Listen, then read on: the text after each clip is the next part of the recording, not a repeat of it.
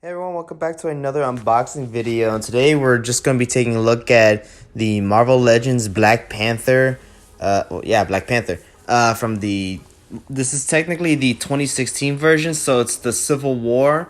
It was also used in the beginning of the Black Panther movie, but then replaced with the one we saw from that movie to Infinity War and Endgame. And I can't wait to tell you about this figure. It's actually really cool. I saw the Wakanda Forever film. I thought it was great. And I just thought it was pretty cool that they re-released this figure. I missed out on it, and the 2016 version was always my favorite, so I'm glad I could pick it up. Let's not waste any more time. Let's get right to it.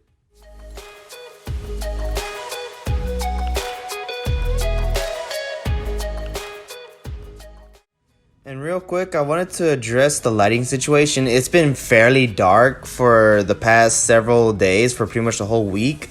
We've been having a lot of on and off rain. So I do apologize about the lighting. And of course, today when I'm recording the audio, it's bright and sunny. But nevertheless, I try to make it. And plus, recording dark figures is always hard for my camera to pick up the details. But what details are here are pretty solid. I'm sure as you've been noticing throughout my rambling, if you've been looking at the video, there's a lot of really good sculpting and stuff that's just, they've been able to take from the suit and put it into toy form. And, I don't know if it's 100%, spot on, because sometimes Hasbro has a hard time recreating these things. It looks pretty good, and even the mask, it's just one of the things that I always preferred over the later suit. It was just the mask that always looked cool. But taking a look at some articulation, it's about your standard. If you've bought any Hasbro Marvel Legends figures, it's about your standard articulation. Sometimes they deviate and change things up a bit, but essentially they're ball joints. No, not ball joints. There's a double hinge joint for the arms, so you can get a over 90-degree angle. There's hinge joints for the shoulders. No butterfly joints, sadly. He sadly cannot do the Wakanda Forever pose, so that's something maybe you got to get SH Figure Arts. But he does have a ball jointed hips and swivel on the hips or on the thigh, and then he could do a double joint knee. As well as he has a hinge for the foot and a swivel for the foot, so you can do kind of angles and stuff like that. So overall, articulation is pretty solid. You can also do ab crunches and all that stuff. And you can get him in some decent poses. But real quick, I'm going to go ahead and swap out the hands. And with his accessories, they're pretty cool. He doesn't come with a whole lot. Sadly, it's just the claw hands. But regardless, they still look pretty cool. The painting and sculpting is okay. Not the best, but not the worst. And you can get him some pretty cool poses. As you can see right here, it's kind of in this, about to attack kind of pose. I was thinking of that scene from Civil War when he's whipping out the claws for the first time. Something kind of like that. I don't know. But then here is just him almost like he's trying to pounce on a bad guy or something like that. And then just more in charging pose maybe, or I don't know, maybe about to roar or something like that.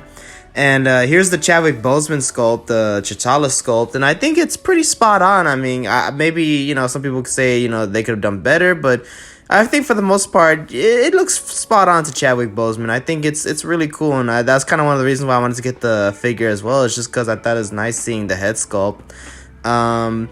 And here he is in sort of a pose where he's just kind of holding his helmet. I thought again, something that I feel like he did do in the movie. I can't remember exactly which scene, but I just thought it's still something really cool, and just shows how you can just kind of a nice, powerful, kind of cool pose.